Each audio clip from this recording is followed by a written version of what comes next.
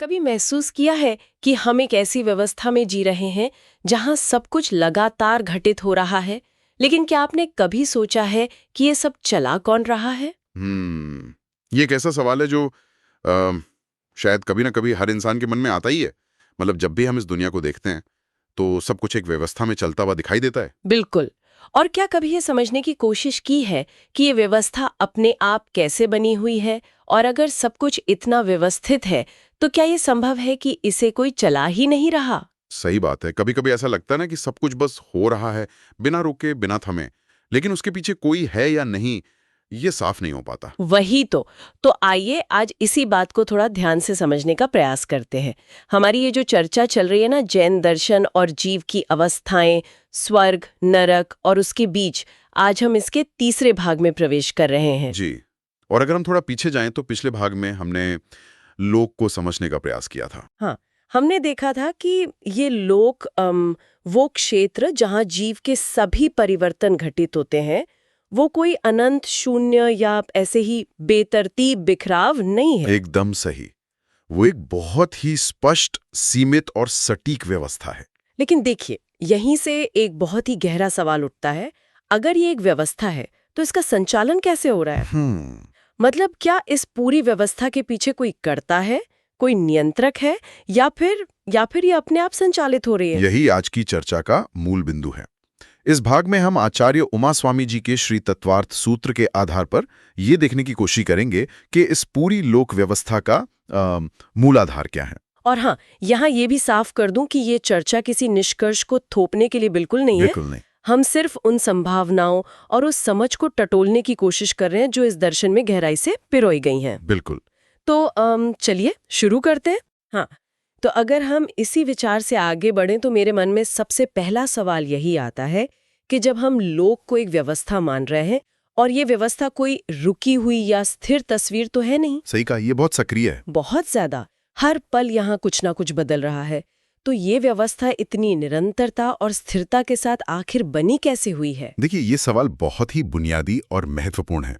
जब भी हम किसी व्यवस्था या सिस्टम की बात करते हैं ना, तो हमारे मन में तुरंत ये विचार आता है कि उसे चलाने वाला कोई ना कोई तो होगा ही। हाँ, क्योंकि हम अपने चारों ओर जो भी देखते हैं वो किसी न किसी के नियंत्रण में ही होता है। बिल्कुल।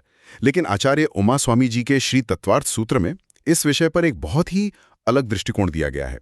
वहां कहा गया है कि द्रव्य अपने गुण और पर्यायों के साथ स्थित रहते हैं और उनका व्यवहार उनके स्वभाव के अनुसार होता है। एक मिनट, मैं आपको यहीं थोड़ा रोकना चाहूंगी। जी बताइए। भारी और तकनीकी लग रहा है। एक आम समझ के लिए क्या हम इस सूत्र को थोड़ा सरल भाषा में खोल सकते हैं? हाँ, बिल्कुल खोल सकते हैं। मतलब ये द्रव्य क्या है और इसके गुण और पर्याय से क्या मतलब है? बिना इसे समझे हम आगे की व्यवस्था को कैसे पकड़ेंगे? ये समझना बहुत जरूरी है। इसे एक बहुत ही सामान्य और जाने पहचाने उदाहरण से समझते हैं। सोने का उदाहरण लेते हैं। गोल्ड, ठीक है। यहाँ जो सोना है वो मूल पदार्थ है, जिसे जैन दर्शन की भाषा में द्रव्य कहा जाता है। अच्छा, तो जो बेस मटेरियल है वो द्रव्य हो गया। हाँ। अब उस सोने की अपनी कुछ खासियतें होती हैं जो उससे कभी अलग नहीं हो सकती। जैसे उसका पीलापन, उसकी चमक या उसका भारीपन। जो हमेशा उसमें रहेंगी। सही बात है। ये जो कभी ना बदलने वाली खासियतें हैं ना, उन्हें गुण कहते हैं। ठीक है, मैं समझ रही हूँ। द्रव्य यानी मूल पदार्थ और गुण यानी उसकी स्थायी खासियतें। बिल्कुल। और अब तीसरी चीज है पर्याय, यानी अवस्था या रूप। रूप? जैसे डिजाइन। हाँ। जैसे आप उस सोने से एक अंगूठी बना सकती हैं। ठीक है। फिर मन किया तो उसे पिघलाकर एक कंगन बना लिया या कोई हार बना लिया। मतलब सोने का रूप बदल रहा है। एग्जैक्टली। कभी अंगूठी, कभी कंगन। ये जो बदलती हुई अवस्थाएं हैं ना, उन्हें पर्याय कहते हैं। लेकिन ध्यान दीजिए, चाहे वो अंगूठी हो या कंगन, उसके भीतर का मूल द्रव्य यानी सोना और उसके गुण जैसे पीलापन और चमक वैसे ही मौजूद रहते हैं। ओहो, मतलब चीज वही है, बस अवस्था बदल रही है। हाँ, वे स्थित रहते हैं। तो सूत्र का जो पहला हिस्सा है वो यही कहता है कि इस लोक में जो भी मूल तत्व या पदार्थ हैं, वे अपने गुणों को लिए हुए, अपनी अवस्थाओं को बदलते हुए निरंतर मौजूद रहते हैं। ये उदाहरण बहुत स्पष्ट है। तो अगर मैं इसे सही समझ रही हूँ, तो ये सूत्र ये कह रहा है कि ब्रह्मांड की जो मूल सामग्री है वो अपनी प्रकृति और अपनी बदलती अवस्थाओं के साथ खुद ब खुद मौजूद है। उसे बनाए रखने के लिए किसी और चीज की जरूरत नहीं है। एकदम सही पकड़ा आपने। और सूत्र का जो दूसरा हिस्सा है ना, वो इससे भी ज्यादा महत्वपूर्ण है। वो कहता है कि उनका व्यवहार उनके स्वभाव के अनुसार होता है। स्वभाव के अनुसार? मतलब सोने का जो भी व्यवहार है, जैसे आग में पिघलना, हाँ। वो किसी बाहरी शक्ति के आदेश से नहीं हो रहा है। अच्छा। वो सोने का अपना स्वभाव है। ओके। और यही बात पूरी लोक व्यवस्था पर लागू होती है। हर द्रव्य अपने स्वभाव के अनुसार ही क्रिया कर रहा है। लेकिन देखिए, यहीं पर मेरा एक बड़ा सवाल खड़ा होता है। जी। ये जो स्वभाव वाली बात है, ये सुनने में तो अच्छी लगती है, पर गले नहीं उतरती। हाँ, मतलब अगर हम इसे अपने दैनिक जीवन के अनुभव की कसौटी पर कसें, तो ये थोड़ा उलझ जाता है। मैं एक उदाहरण देती हूँ। बिल्कुल, बताइए। मान लीजिए मैं एक कारखाने में जाती हूँ, किसी फैक्ट्री में। वहां मैं देखती हूँ कि सब कुछ कितनी बेहतरीन व्यवस्था से चल रहा है। मशीनें उसे काट रही हैं, जोड़ रही हैं, और दूसरी तरफ से तैयार डिब्बे बाहर आ रहे हैं। बिल्कुल, एक सेट प्रोसेस है। वही तो। और इस पूरी प्रक्रिया को देखकर मेरे दिमाग में 1% भी यह ख्याल नहीं आएगा कि ये सब मशीनों के स्वभाव से अपने आप हो रहा है। सही बात है। मुझे 100% यकीन होगा कि कोई मैनेजर है, कोई इंजीनियर है, जिसने ये पूरा सिस्टम सेट किया है, जो इसे कंट्रोल कर रहा है। जाहिर सी बात है। जहां भी व्यवस्था है, वहां कोई कर्ता या संचालक है। तो फिर जब हम इस अनंत ब्रह्मांड को देखते हैं, इतनी विशाल लोक व्यवस्था को देखते हैं, तो क्या इसके पीछे भी किसी नियंत्रक का होना अनिवार्य नहीं लगता? देखिए, जो कारखाने का उदाहरण आपने दिया ना, वो बहुत ही तार्किक है और हमारे रोजमर्रा के अनुभव के बिल्कुल करीब है। हाँ, हम रोज यही तो देखते हैं। सच कहें तो यही हमारे सोचने का सबसे स्वाभाविक तरीका भी है। लेकिन यहीं पर एक बहुत सूक्ष्म विचार करने की आवश्यकता है। जैन दर्शन ये संकेत देता है कि हमारी सबसे बड़ी चुनौती यही है कि हम अपनी छोटी और सीमित व्यवस्थाओं के अनुभव को इस अनंत ब्रह्मांड पर लागू कर देते हैं। मतलब हम इंसान वाली सोच वहां लगा रहे हैं। एग्जैक्टली। हम मानव निर्मित व्यवस्थाओं को प्राकृतिक और शाश्वत व्यवस्थाओं के चश्मे से देखने लगते हैं। मतलब आप कह रहे हैं कि कारखाने और ब्रह्मांड की तुलना करना ही गलत है? तुलना गलत नहीं है, लेकिन दोनों के मूल स्वरूप में जो भारी अंतर है ना, उसे समझना होगा। कैसा अंतर? अब देखिए, कारखाने में जो मशीनें हैं वे कृत्रिम हैं। लोहा अपने आप मशीन के पुर्जों में नहीं डलता, उसे किसी ने अपनी बुद्धि से एक विशेष रूप दिया है। हाँ, वो तो है। और बाहरी ऊर्जा जैसे बिजली देकर उसे चलाया जा रहा है। वहां नियंत्रक की आवश्यकता इसलिए है क्योंकि वो व्यवस्था उन पुर्जों का मूल स्वभाव नहीं है। लोहे का स्वभाव पुर्जे बनकर मशीन चलाना नहीं है। ओहो, ये बहुत ही गहरा पॉइंट है ना? लेकिन जब हम लोक व्यवस्था की बात करते हैं तो श्री तत्वार्थ सूत्र हमें ये समझने की दिशा देता है कि यहाँ जो कुछ भी घटित हो रहा है वो द्रव्यों के अपने मूलभूत स्वभाव से हो रहा है। ये सवाल सीधे तौर पर करता है या नहीं को नकारने का नहीं है, बल्कि ये उस धारणा पर सवाल उठाता है कि क्या हर व्यवस्था के लिए किसी बाहरी कर्ता का होना अनिवार्य है। मैं इस पे थोड़ा और जोर देना चाहूंगी। अगर हम कारखाने को छोड़ भी दें और एक स्वयं चलने वाली चीज की बात करें, जैसे एक ऑटोमेटिक घड़ी। ठीक है, घड़ी का उदाहरण ले लेते हैं। घड़ी में कोई प्लग नहीं लगा होता, लेकिन उसके अंदर के गियर्स एक दूसरे को इस तरह धक्का देते हैं कि वो अपने आप समय दिखाती रहती है। वो भी तो अपने गियर्स के स्वभाव से चल रही है। लेकिन फिर भी उस घड़ी को पहली बार डिजाइन करने वाला, उसके गियर्स को एक साथ रखने वाला कोई घड़ी साज तो था ना, वॉच मेकर। बिल्कुल। तो क्या ये ब्रह्मांड भी एक ऐसे ही विशाल घड़ी नहीं हो सकता जिसे शुरुआत में किसी ने सेट कर दिया हो? ये जो घड़ी साज या वॉचमेकर का तर्क है ना, ये दुनिया भर के दर्शनों में बहुत प्रसिद्ध है। हाँ, काफी सुना है मैंने। लेकिन यहाँ फिर से वही बात आती है। घड़ी के गियर्स या पुर्जे स्वाभाविक रूप से एक साथ मिलकर समय दिखाने के लिए नहीं बने हैं। धातु का स्वभाव समय दिखाना नहीं है। मतलब वो भी आर्टिफिशियली है। बिल्कुल। धातु को काटकर तराशकर एक अप्राकृतिक स्थिति में रखा गया है ताकि वो समय दिखाए। इसलिए वहां एक बाहरी कर्ता, एक घड़ी साज की अनिवार्यता है। अच्छा। लेकिन जब आचार्य उमा स्वामी जी द्रव्यों के स्वभाव की बात करते हैं तो वे संकेत देते हैं कि पानी का बहना, आग का जलना या हवा का चलना किसी घड़ी साज द्वारा दी गई कोई कृत्रिम प्रोग्रामिंग नहीं है। मतलब उन्हें किसी ने ऐसे सेट नहीं किया है? नहीं, ये उनका शाश्वत, कभी न बदलने वाला स्वरूप है। हमें ये विचार करना चाहिए कि क्या ब्रह्मांड की मूल प्रकृति को ही हम एक बनाई गई मशीन की तरह देख रहे हैं, या वो अपने आप में एक पूर्ण और स्वतंत्र वास्तविकता है। ये वाकई नजरिया बदलने वाली बात है। हम हर चीज को एक मशीन या प्रोजेक्ट की तरह देखने के आदी हो गए हैं, जहां हमेशा कोई ना कोई बॉस होता है। हाँ, इंसानी फितरत है ये। लेकिन अगर हम प्रत्यक्षकर्ता या विजिबल मैनेजर वाली बात से थोड़ा पीछे हटें, तो मन एक दूसरी ही दिशा में भागता है। वो कैसे? देखिए, जब हमें सामने कुर्सी पर बैठा कोई संचालक दिखाई नहीं देता, तो हम इंसान तुरंत ये मान लेते हैं कि जरूर कोई अदृश्य शक्ति है, कोई इनविजिबल फोर्स। हाँ, ये बहुत आम धारणा है। मतलब अगर सामने से कोई नहीं चला रहा, तो कोई पर्दे के पीछे से सब कुछ नियंत्रित कर रहा होगा। ये जो अदृश्य शक्ति की धारणा है, क्या ये हो सकता है कि वही इस लोक को चला रही हो? इस बात को थोड़ा मनोवैज्ञानिक नजरिए से देखते हैं।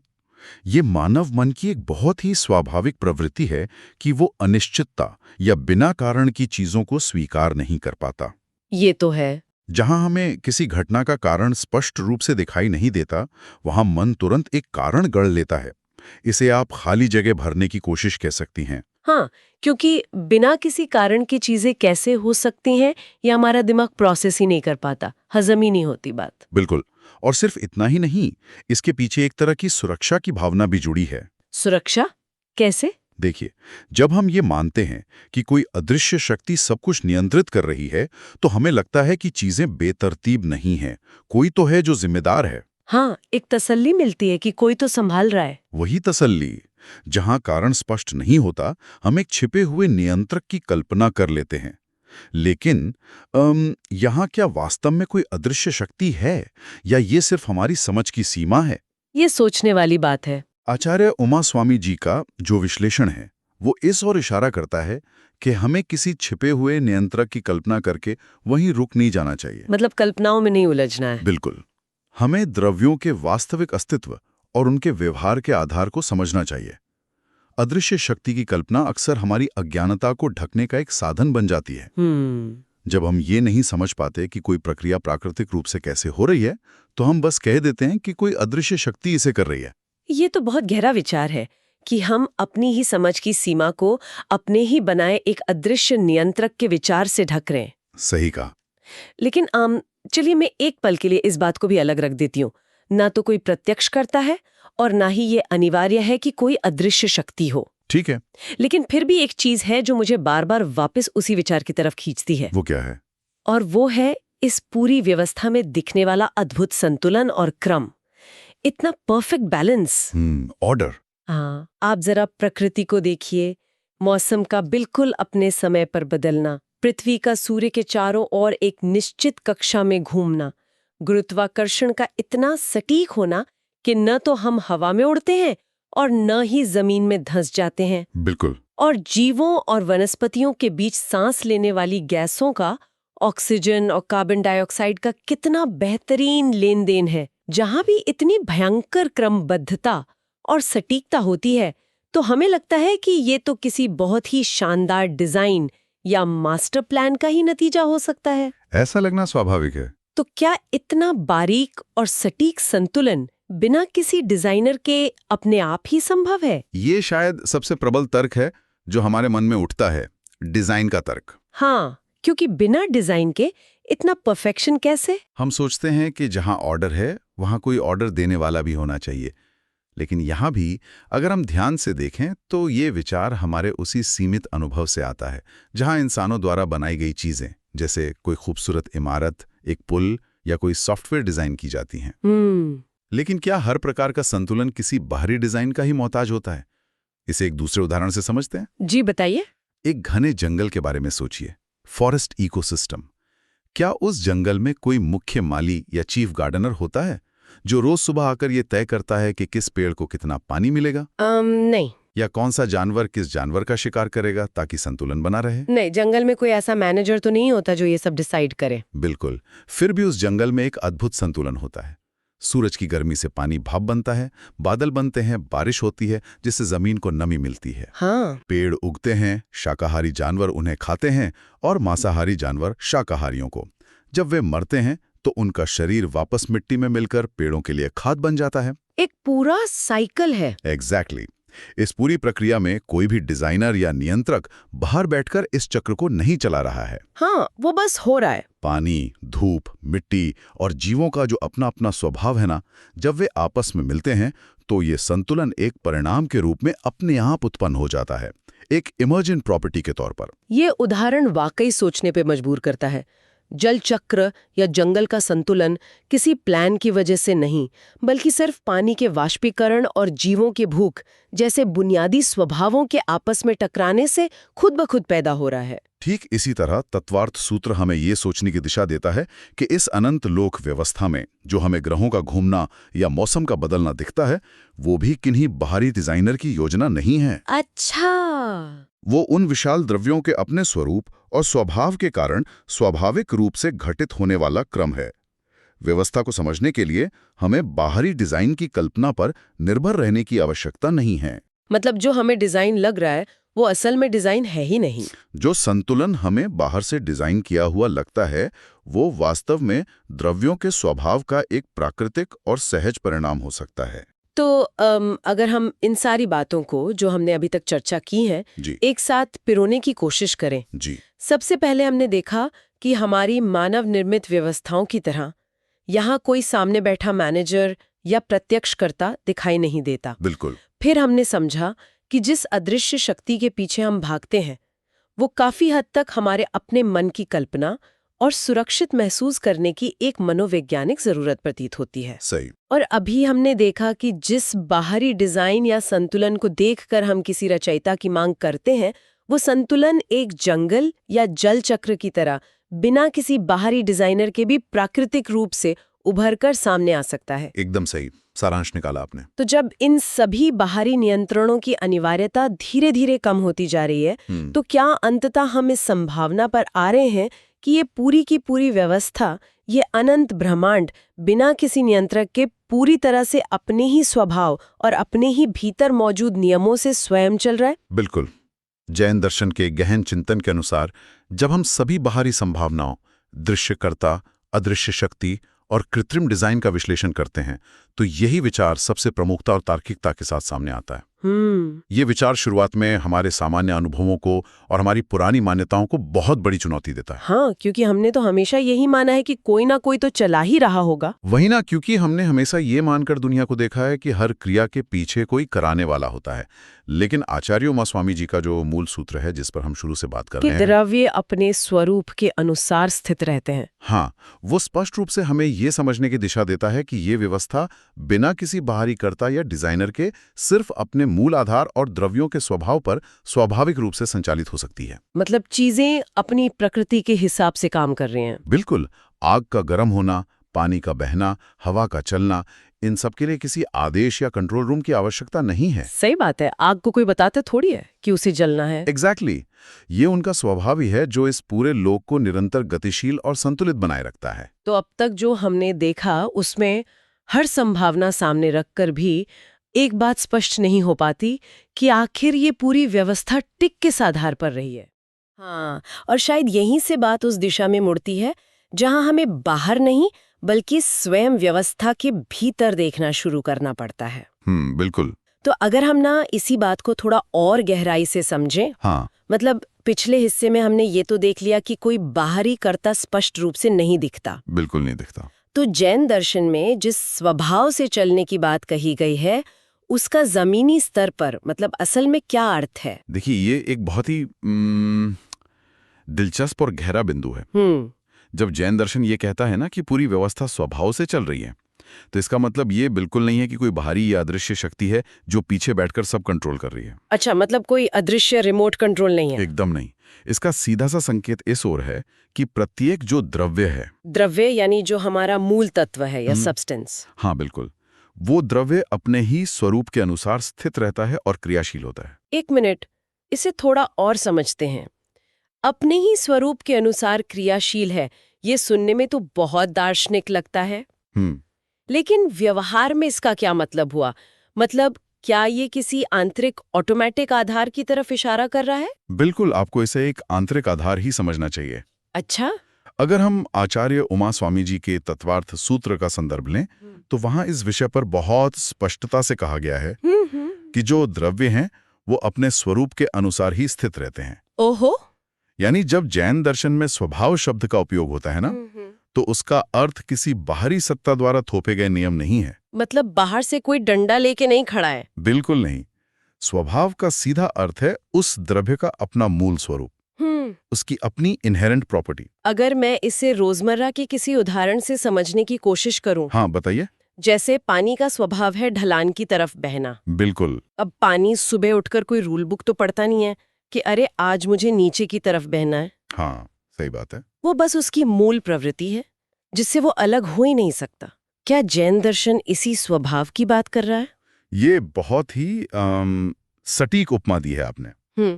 जैसे पानी का ढलान की ओर बहना या अग्नि का ऊपर की तरफ उठना। हाँ, ये प्रवृत्तियां उनसे कभी अलग नहीं होती। हाँ, वो हमेशा वैसी ही रहती हैं। और वो बिल्कुल उसी के अनुसार कार्य करते हैं। हाँ। तो इसका सीधा सा अर्थ ये हुआ कि प्रत्येक द्रव्य जिस प्रकार का है उसका व्यवहार भी बिल्कुल उसी के अनुसार होता है। लेकिन एक सेकंड, अगर हर द्रव्य बस अपने अपने स्वभाव में मग्न है, तो फिर ये विशाल व्यवस्था बिना किसी मैनेजर के इतनी व्यवस्थित कैसे है? हाँ, ये सवाल आता है दिमाग में। मतलब सब कुछ आपस में टकरा क्यों नहीं जाता? देखिए, क्योंकि द्रव्यों का ये जो स्वभाव है ना, वो एक दूसरे के विरोधी नहीं है। अच्छा। बल्कि ये इस पूरी पारिस्थितिकी यानी इस पूरे इकोसिस्टम का हिस्सा है। वे अपने स्वभाव में रहते हुए भी एक दूसरे के साथ एक सहज तालमेल में हैं। एक हार्मनी है। बिल्कुल। और यही कारण है कि ये पूरी व्यवस्था बिना किसी बाहरी मैनेजर के भी एक अत्यंत व्यवस्थित और सामंजस्यपूर्ण रूप से चलती हुई दिखाई देती है। तो अगर मैं इसका एक ठोस निष्कर्ष निकालूं, तो वो ये है कि प्रत्येक द्रव्य का अपने ही स्वरूप के अनुसार काम करना ही इस ब्रह्मांड को चला रहा है। एकदम सही। यही इस व्यवस्था के स्वतंत्र रूप से चलने का वास्तविक और तार्किक आधार है। पर ना, मुझे यहाँ एक समस्या नजर आ रही है। वो क्या? मतलब ये बात बहुत दिलचस्प है, लेकिन एक स्वाभाविक सी शंका मेरे दिमाग में आ रही है। अगर कोई बाहरी नियंत्रण है ही नहीं, कोई सिस्टम को चलाने वाला नहीं है जी। और सब कुछ बस अपने स्वभाव से हो रहा है जी। तो क्या इसका मतलब ये है कि सब कुछ बिना किसी दिशा के हो रहा है? दिशा के बिना? हाँ, मेरा मतलब है, क्या चीजें पूरी तरह से रैंडम या यादृच्छिक तरीके से हो रही हैं? अगर सब अपनी मर्जी के मालिक हैं, तो ये तो पूरी तरह से केओस होना चाहिए ना? देखिए, ये एक बहुत ही आम धारणा है। अक्सर जब लोग बाहरी नियंत्रक के विचार को छोड़ते हैं ना, तो वो सीधे इसी उलझन में गिर जाते हैं कि अब तो सब रैंडम होगा। हाँ, क्योंकि कंट्रोल नहीं है तो अव्यवस्था ही होगी। बिल्कुल। पर जब ये कहा जाता है कि व्यवस्था स्वभाव से चल रही है, तो उसका अर्थ ये कतई नहीं है कि ये पूरी तरह से बिना किसी आधार के या बिखरे हुए रूप में हो रही है। तो फिर रैंडम क्यों नहीं है? क्योंकि अगर हम रैंडम शब्द के वैज्ञानिक अर्थ को समझें, तो उसका मतलब होता है बिना किसी कारण या आधार के किसी घटना का होना। अच्छा, बिना किसी लॉजिक के। हाँ, लेकिन यहाँ जो भी घटनाएं हो रही हैं, वो द्रव्य के अपने स्वभाव के अनुसार हो रही हैं। उनका एक स्पष्ट कारण है। तो इंसान आमतौर पर ऐसा क्यों मान लेता है कि अगर कोई बॉस नहीं है तो पक्का सब कुछ बेतरतीब ही होगा? क्योंकि ये सोचना बहुत स्वाभाविक है। ये हमारी अपनी सीमित व्यवहारिक समझ से आता है। मतलब? इंसान अपनी दैनिक जीवन में व्यवस्था को हमेशा किसी न किसी नियंत्रण से ही जोड़कर देखता है। हाँ, वो तो है। जैसे ट्रैफिक सिग्नल हो गए या ऑफिस की कोई व्यवस्था हो गई, उन्हें कोई ना कोई चला ही रहा होता है। बिल्कुल। इसलिए जैसे ही हमारे दिमाग से वो नियंत्रक का विचार हटता है ना, तो हमें तुरंत लगता है कि ओहो, अब तो सब कुछ रैंडम ही होगा। हाँ, हम सोच ही नहीं पाते कि बिना कंट्रोल के भी चीजें व्यवस्थित रह सकती हैं। एकदम सही। तो अगर ये रैंडम नहीं है, तो फिर ये व्यवस्था बिखरी हुई क्यों नहीं है? मतलब लाखों करोड़ों स्वतंत्र द्रव्य अगर बस अपने अपने स्वभाव से काम कर रहे हैं, तो उनमें एक पैटर्न कैसे बन जाता है? देखिए, इसे समझने के लिए विज्ञान का एक कंसेप्ट है जिसे हम इमर्जेंट बिहेवियर या उभरती हुई व्यवस्था कह सकते हैं। उभरती हुई व्यवस्था, ये क्या होता है?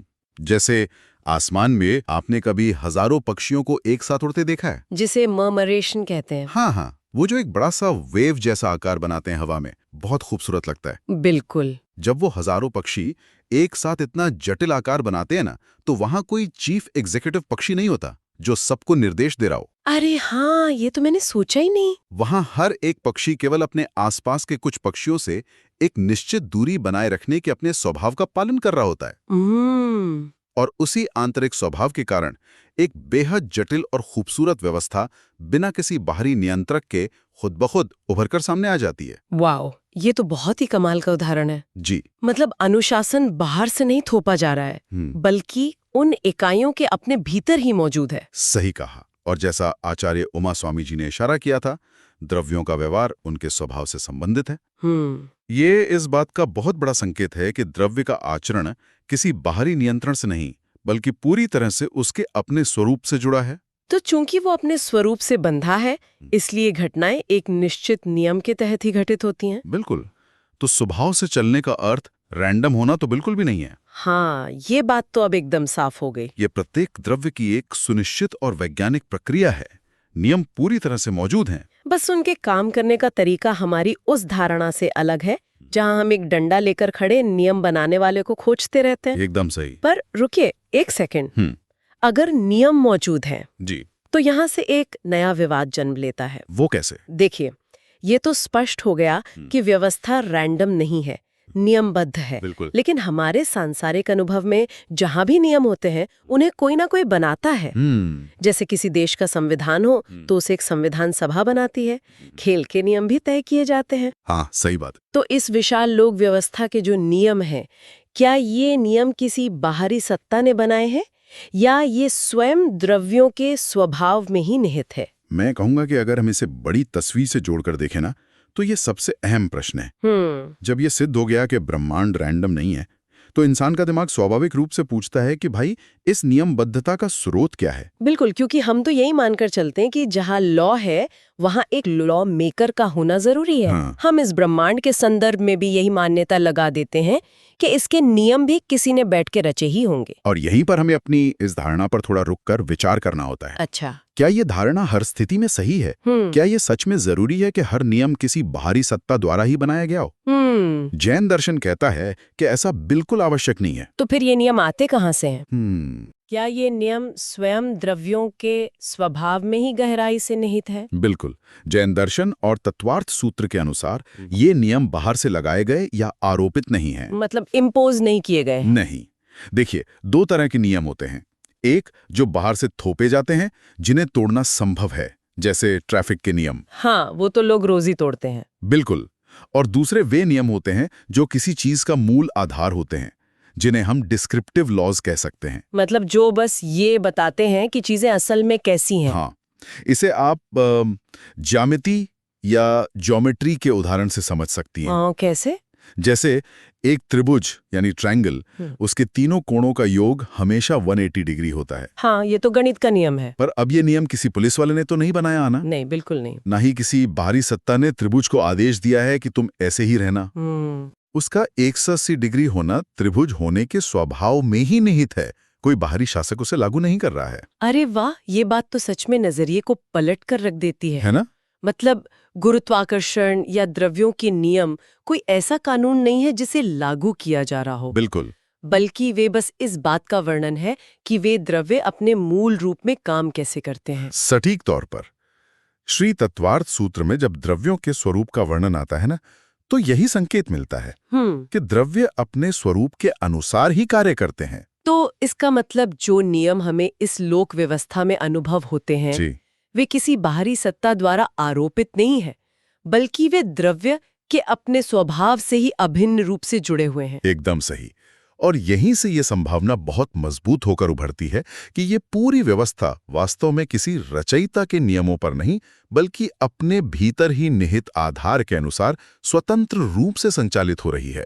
सच में जब ये बात समझ में आने लगती है ना, तो प्रकृति और अस्तित्व को देखने का पूरा नजरिया ही बदलने लगता है। बिल्कुल। लेकिन अगर ऐसा ही है, तो इससे एक बहुत ही गहरा मनोवैज्ञानिक सवाल खड़ा होता है मेरे दिमाग में। वो क्या?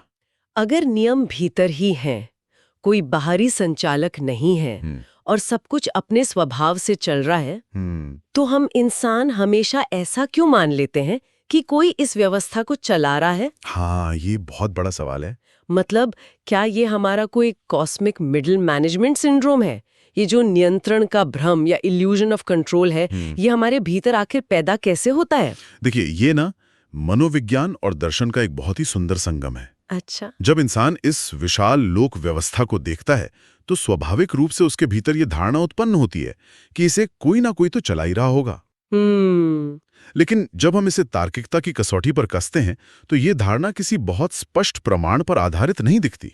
तो फिर ये आती कहाँ से है? हमारे दिमाग में ये बात इतनी गहराई से बैठ कैसे गई है? ये मुख्य रूप से हमारी सोचने की सीमित आदत और हमारे सांसारिक अनुभवों से आती है। मतलब हम अपनी दुनिया को देखकर ऐसा सोचते हैं? बिल्कुल। सामान्य रूप से इंसान अपने आसपास जो भी व्यवस्थाएं देखता है ना, चाहे वो कोई संस्था हो, मशीन हो, ऑफिस का बॉस हो या स्कूल का प्रिंसिपल हो, वे प्रायः किसी न किसी संचालक के अधीन होती हैं। सही बात है। हमारी पूरी जिंदगी ही ऐसी प्रणालियों के बीच गुजरती है जहां हर चीज का एक इंचार्ज होता है। बस, और इसी लगातार होने वाले अनुभव के कारण हमारे भीतर ये गहरा संस्कार बन जाता है कि हर व्यवस्था के पीछे कोई ना कोई कर्ता अवश्य होना चाहिए। ओहो। इंसान का दिमाग एक पैटर्न रिकॉग्निशन मशीन की तरह काम करता है। इसी आदत के कारण जब हम इस अत्यंत व्यापक और जटिल ब्रह्मांडीय व्यवस्था को देखते हैं तो हम अनजाने में अपनी वही छोटी सी सांसारिक मान्यता यहां भी थोप देते। मतलब जहां भी हमें एक निश्चित प्रकार का पैटर्न दिखाई देता है जी, वहां हम बिना ज्यादा सोचे उसके पीछे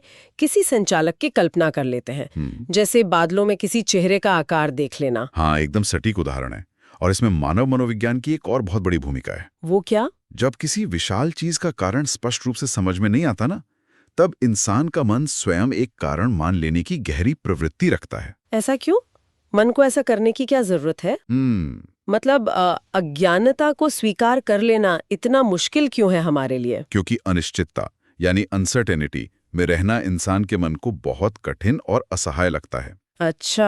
आप इसे ऐसे सोचिए कि लोग एक बिना पायलट के उड़ने वाले हवाई जहाज में बैठने से क्यों डरते हैं? हाँ, डर तो लगेगा। भले ही वो पूरी तरह से सुरक्षित और ऑटोमेटिक हो। बिल्कुल। क्योंकि जब स्थिति अस्पष्ट होती है ना, तो किसी व्यक्ति या नियंत्रक को मान लेना अधिक सहज और सुरक्षित लगता है।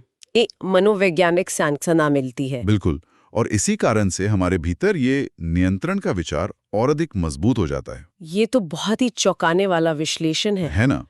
मतलब जब हम ये सोचना छोड़ देते हैं कि कोई बाहरी शक्ति चीजों को कंट्रोल कर रही है, तो हमारा कौन कर रहा है का सवाल बदलकर कैसे हो रहा है में बदल जाता है। एकदम सही। ये तो इंसान को अनिश्चितता से लड़ने का एक अलग ही नजरिया देता है। और जैन दर्शन हमें ठीक यही देखने के लिए प्रेरित करता है। जब हम आचार्य उमा स्वामी जी के उन सूत्रों पर गौर करते हैं जहां द्रव्यों के व्यवहार को उनके स्वभाव से जोड़ा गया है जी, तो वो इसी ओर संकेत करता है कि व्यवस्था को समझने के लिए किसी बाहरी नियंत्रण की कल्पना करना बिल्कुल भी आवश्यक नहीं है। तो ये प्रश्न सच में गहराई से खड़ा होता है कि क्या ये नियंत्रण का विचार वास्तव में इस ब्रह्मांड की कोई बाहरी सच्चाई है, या ये केवल हमारे अपने ही भीतर उत्पन्न हुई डर और आदतों से बनी एक मनोवैज्ञानिक धारणा है। और जैसे जैसे हम तर्कों की कसौटी पर इसे परखते हैं ना, तो स्पष्ट होता जाता है कि ये हमारी धारणाएं हैं, ब्रह्मांड की कोई प्रमाणित सच्चाई नहीं। तो अगर हम इन सारे बिखरे हुए धागों को एक साथ पिरोएं जी, तो इस पूरी चर्चा का अंततः क्या नतीजा निकलता है? हमने देखा कि न तो कोई प्रत्यक्ष कर्ता दिखाई दे रहा है और न ही किसी अदृश्य शक्ति की धारणा तार्किक रूप से स्थापित होती है। बिल्कुल। केवल बाहरी डिजाइन का विचार भी पर्याप्त नहीं है। सही बात है। और अब ये भी समझ आ गया कि जो नियंत्रण का विचार है वो भी हमारी मनोवैज्ञानिक आदत और डर से आया है।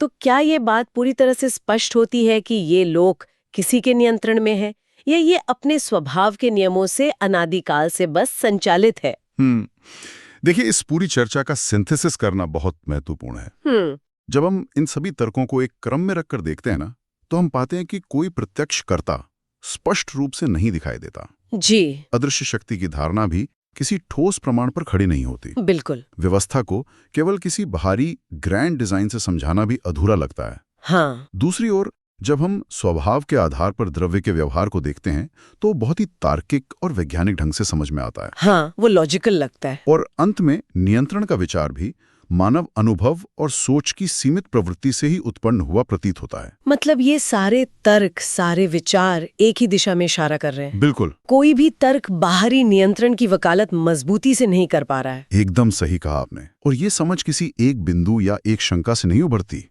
बल्कि इस पूरे वैचारिक क्रम की व्यापक दृष्टि से उभरती है। जी। इस पूरे लॉजिकल क्रम को ध्यान में रखते हुए ये गहरा संकेत मिलता है कि इस लोक व्यवस्था को किसी बाहरी कर्ता या नियंत्रक के अधीन मानना आवश्यक नहीं है। ओहो। बल्कि ये समझने की दिशा बनती है कि ये व्यवस्था द्रव्यों के अपने स्वभाव के अनुसार ही अनादि से मतलब इटर्निटी से, हाँ, जिसका न कोई आदि है न अंत, ये अनादिकाल से संचालित होती हुई समझ में आती है। और जैन दर्शन के प्राचीन ग्रंथ में इस अनादि व्यवस्था को किस रूप में देखा गया है? श्री तत्वार्थ सूत्र में आचार्य उमा स्वामी जी द्रव्यों का स्वरूप और उनके स्वतंत्र व्यवहार का वर्णन करते हुए स्पष्ट बताते हैं कि प्रत्येक द्रव्य अपने स्वभाव के अनुसार ही स्थित और क्रियाशील है। जी। इस पूरी चर्चा से ये बोध होता है कि इस व्यवस्था का संचालन किसी बाहरी नियंत्रण से नहीं, बल्कि पूरी तरह से द्रव्यों के अपने स्वभाव और उनके अंतर्निहित नियमों से ही संबंधित है। तो कुल मिलाकर ये एक बेहद गहरी समझ उभरती है कि ये विशाल अकल्पनीय लोक व्यवस्था किसी बाहरी सत्ता के नियंत्रण में नहीं है। बिल्कुल नहीं है। बल्कि ये अपने स्वयं के स्वभाव के अनुसार बिना किसी शुरुआत या अंत के अनादिकाल से संचालित होती हुई समझ में आती है। मैं कहूँगा कि यही इस दर्शन का सबसे गहरा और शायद इंसान के नजरिए को सबसे ज्यादा मुक्त करने वाला विचार है। ये सच में पूरी दुनिया, ब्रह्मांड और यहाँ तक कि अपने खुद के जीवन को देखने के तरीके को पूरी तरह से बदल देता है। हाँ, ये दृष्टिकोण हमें बाहर किसी संचालक को खोजने की बजाय स्वयं प्रकृति और व्यवस्था के भीतर मौजूद उन अंतर्निहित नियमों को समझने की ओर ले जाता है। इस भाग को समझते हुए धीरे धीरे ये स्पष्ट होने लगता है कि ये पूरी व्यवस्था किसी अनियमित तरीके से नहीं, बल्कि एक क्रम के साथ घटित हो रही है। हमने ये देखने का प्रयास किया कि जहां हमें व्यवस्था दिखाई देती है, वहां हम ये मान लेते हैं कि इसके पीछे कोई कर्ता होगा। बिल्कुल। लेकिन जब हम इस बात को थोड़ा ध्यान से देखते हैं, तो ये स्पष्ट नहीं हो पाता कि वास्तव में कोई बाहरी संचालक है भी या नहीं। इससे एक अलग दिशा में सोचने का अवसर मिलता है। क्या ये संभव है कि ये पूरी व्यवस्था किसी बाहरी नियंत्रण पर आधारित न होकर अपने ही आधार पर संचालित हो रही हो? हाँ। और यदि हम इसी बात को थोड़ा और ध्यान से देखें, तो एक बार फिर वही प्रश्न सामने आता है, ये सब चल कौन रहा है, या क्या ये अपने आप ही संचालित हो रहा है? अब धीरे धीरे ये समझ उभरने लगती है कि इस व्यवस्था को समझने के लिए किसी बाहरी कर्ता को मान लेना आवश्यक नहीं लगता, बल्कि ये अपने ही आधार पर संचालित होती हुई समझ में आने लगती है। बिल्कुल। लेकिन यहीं से एक और बात समझना भी आवश्यक हो जाता है। यदि ये व्यवस्था इस प्रकार संचालित हो रही है, तो ये जीव को किन-किन अवस्थाओं में ले जाती है? इन्हीं विचारों के साथ अब हम आगे बढ़ेंगे अगले भाग की ओर, जहां हम ये समझने का प्रयास करेंगे कि जीव किन-किन अवस्थाओं में जाता है और उन अवस्थाओं का स्वरूप क्या है। तब तक के लिए जय जिनेंद्र।